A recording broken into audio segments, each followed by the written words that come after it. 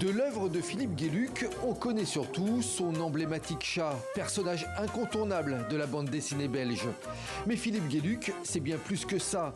Cette exposition au musée Mayol à Paris explore des facettes inédites de son univers. Des aquarelles, des toiles à l'acrylique, des sérigraphies, des croquis, mais aussi tous ses dessins de jeunesse lorsqu'il était adolescent. Des œuvres à l'humour noir et décalé. C'est des dessins que j'ai faits entre 14 et 16 ans et qui m'ont aidé, moi, à exorciser les angoisses qui étaient les miennes à cette époque-là. Et c'est pour ça que j'ai pratiqué un humour très noir. J'ai été fasciné, enfant, par les grands dessinateurs, par Ciné, par Chaval, par Bosc, par Sampé. Et ce sont des gens qui ont fait des merveilles avec des dessins sans parole.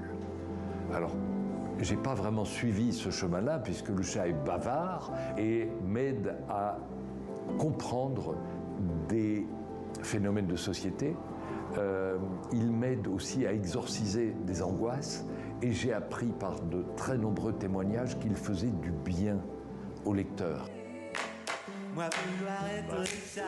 Et le chat, justement, eh bien dans cette expo, on découvre que c'est en 1983 qu'il apparaît pour la première fois dans les colonnes du journal belge Le Soir. Un personnage créé en quelques heures à peine par Philippe Guéluc, et sa première aventure, elle était plutôt minimaliste. Ils m'ont fait confiance, et le premier strip, la petite bande de 3 cases que j'ai publiée, s'appelait L'humour en valson. Le chat disait pif dans la première, paf dans la deuxième, pouf dans la troisième, et il disait c'est un bon début. Après, j'ai demandé au rédacteur en chef comment il avait pu m'engager sur une idiotie pareille, et il a ri et il m'a dit je sentais que ça ne pouvait que s'améliorer.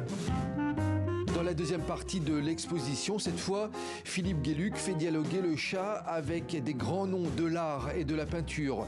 Warhol, Courbet, Banksy, Vermeer ou encore Picasso.